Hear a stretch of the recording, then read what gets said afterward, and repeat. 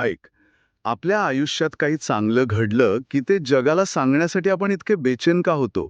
तुला वाटतं तू आनंद वाटत आहेस, पण खरं तर तू तुझा आनंद असुरक्षित करत आहेस. पण अनिल, आनंद तर वाटल्याने वाढतो असं म्हणतात ना. मग लपवून ठेवण्यामागे नक्की काय रहस्य आहे? रहस्य यातच आहे की जोपर्यंत एखादी गोष्ट कच्ची असते, तिला अंधाराची आणि शांततेची गरज असते. याच मौनाच्या विज्ञानाबद्दल आज आपण बुक वाईज विथ अनिलमध्ये बोलणार आहोत. खूपच रिलेटेबल विषय आहे हा. आहेच, विशेषतः आजच्या सोशल मीडियाच्या जगात. हो ना. म्हणजे नवीन नोकरी, नवीन गाडी. अगदी साधं छान जेवण केलं तरी लगेच जाहीर करण्याची एक उर्मी असते. बरोबर. तर आजची ही जी चर्चा आहे ती याच सवयीच्या मुळाशी जाणारी आहे. बरोबर. हो, आणि यासाठी आपल्याकडे तीन वेगवेगळे दृष्टिकोन आहेत.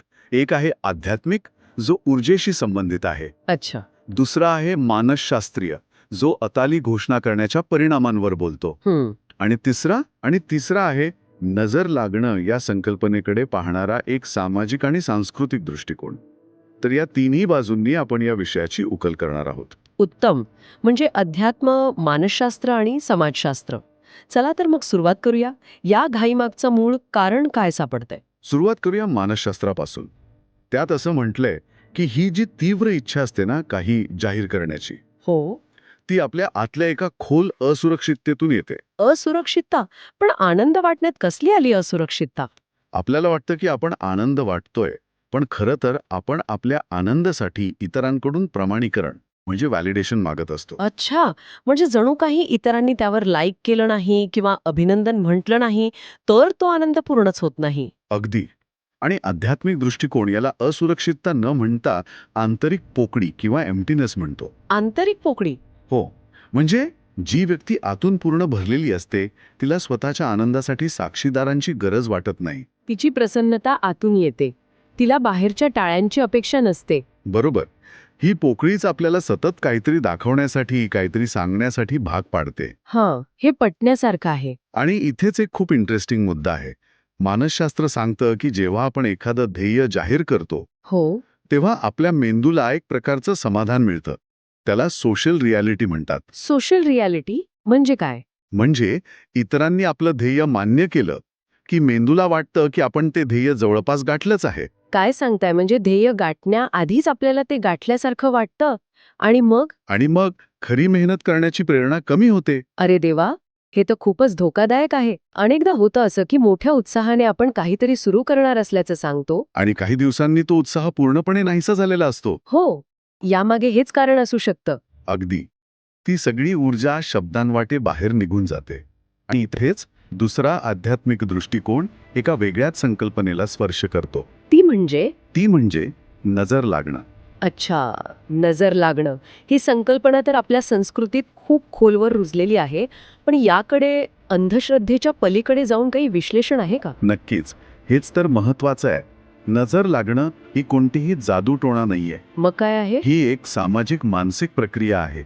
बघा, जेव्हा तुम्ही तुमचं यश लोकांसमोर मांडता, तेव्हा प्रत्येकाच्या मनात तुमच्याबद्दल सदिच्छाच असेल असं नाही. खरंय. काही लोकांच्या मनात नकळतपणे असूया, ईर्ष्या किंवा स्वतःच्या अपयशाची भावना जागृत होऊ शकते. आणि हीच नकारात्मक भावना त्यांच्या नजरेतून, त्यांच्या ऊर्जेतून तुमच्यापर्यंत पोहोचते. आध्यात्मिक लेखामध्ये याला चेतनेचा स्पर्श असं म्हटलंय. चेतनेचा स्पर्श. ही कल्पनाच खूप प्रभावी आहे. आहेच. म्हणजे जेव्हा कोणी तुमच्याकडे बघतं, तेव्हा ते केवळ डोळ्यांनी पाहत नाही, तर त्यांच्या आतल्या संपूर्ण स्थितीने तुम्हाला स्पर्श करतं.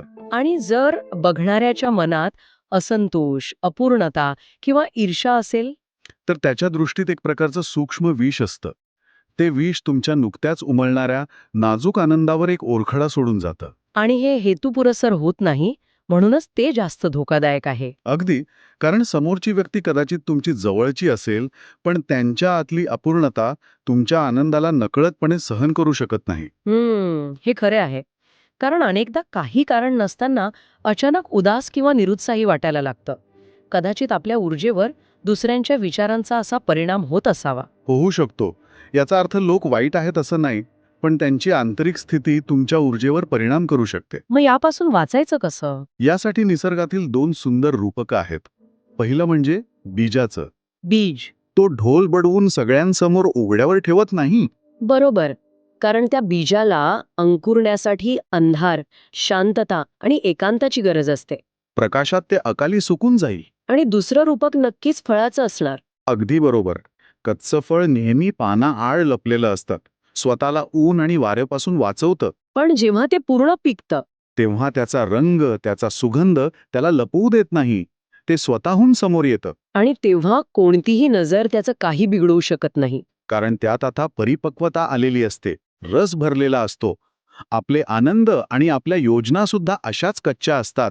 त्यांना मौनाच्या गर्भात परिपक्व होण्याची संधी द्यायला हवी. पण इथे एक विरोधाभास नाही का वाटत? कोणता? म्हणजे बघा, मानसशास्त्र असंही सांगतं की आपली ध्येय जवळच्या लोकांना सांगितल्याने एक प्रकारची जबाबदारी म्हणजे अकाउंटेबिलिटी तयार होते. मदतही मिळू शकते. बरोबर आहे. मग या दोन्ही गोष्टींमध्ये ताळमेळ कसा साधायचा?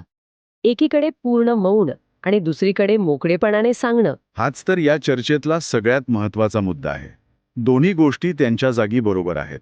फरक आहे तो काय सांगावं, कोणाला सांगावं आणि कधी सांगावं यात. अच्छा. तुम्ही तुमची ध्येय अशा लोकांना सांगा जे तुम्हाला पाठिंबा देतील, ज्यांच्यावर तुमचा विश्वास आहे, जसं की मेंटॉर किंवा खूप जवळचे मित्र. पण ते सोशल मीडियावर जाहीर करू नका. म्हणजे सांगण्यामागचा उद्देश महत्वाचा आहे. जर उद्देश प्रमाणीकरण मिळवणं असेल तर ते धोकादायक आहे. हो, पण जर उद्देश मदत किंवा जबाबदारी निश्चित करणं असेल तर ते फायद्याचं ठरू शकतं. आणि ऊर्जा वाया जाण्याबद्दल जे म्हटलं आहे ते याच प्रमाणीकरणाच्या इच्छेशी जोडलेलं आहे का? अगदी. शब्द हे फक्त माहिती नसतात. ते तुमची ऊर्जा वाहून नेतात. जेव्हा तुम्ही तुमच्या आनंदाबद्दल खूप बोलता, तेव्हा तुम्ही आतली ऊर्जा बाहेर फेकता. आतला जो आनंदाचा रस असतो तो बाहेर वाहून जातो. म्हणूनच अनेकदा एखाद्या गोष्टीबद्दल खूप बोलून झाल्यावर दुसऱ्या दिवशी त्याबद्दल काहीच वाटत नाही. सगळा उत्साह निघून गेलेला असतो. म्हणजे आपण बोलूनच ती सगळी मानसिक ऊर्जा खर्च करून टाकतो, जी आपल्याला खरं काम करण्यासाठी वापरायची होती. बरोबर. दोन्ही दृष्टिकोन एकाच निष्कर्षावर येतात. फक्त त्यांची परिभाषा वेगळी आहे. एक ऊर्जा म्हणतं तर दुसरं मानसिक प्रेरणा. आणि ही आंतरिक ऊर्जा जपण्यासाठी, स्थिरता मिळवण्यासाठी काही मार्ग आहे का? हो. समुद्राचं उदाहरण दिलं आहे. समुद्राच्या पृष्ठभागावर कितीही लाटा, वादळ आणि कोलाहल असला, तरी त्याच्या खोल तळाशी प्रचंड शांतता असते. हो, तिथपर्यंत वरचा गोंधळ पोचतच नाही. म्हणजे आपलं आयुष्यही असं होऊ शकतं. नक्कीच. जेव्हा आपण आपला आनंद आतल्या आत जगायला शिकतो, तेव्हा बाहेर कोणी कौतुक करो किंवा टीका करो, आपल्या आतली शांतता ढळत नाही. आपली प्रसन्नता इतरांच्या नजरेवर अवलंबून राहत नाही, ती स्वयंपूर्ण होते. आणि असं म्हणतात की नजर तिथेच लागते जिथे अहंकार असतो, जिथे दाखवण्याची इच्छा असते. बरोबर. जिथे तुलना येते तिथेच ईर्ष्या येते. जेव्हा हे कळतं की आयुष्य ही काही इतरांना दाखवण्यासाठीची प्रदर्शनी नाही, तर तो एक आतून अनुभवण्याचा प्रवास आहे, तेव्हा नजर लागण्याचा खेळच संपून जातो. तर या सगळ्या चर्चेतून आपण व्यावहारिक पातळीवर काय शिकवण घेऊ शकतो? श्रोत्यांसाठी काही ठोस मार्गदर्शन आहे का? नक्कीच आहे. पहिली गोष्ट, तुमच्या योजना आणि तुमचा आनंद यांना आतल्या आत परिपक्व होण्याची वेळ द्या. काम सुरू होण्याआधीच त्याची घोषणा करू नका. स्वप्न पूर्ण होण्याआधीच त्याला शब्द देऊ नका.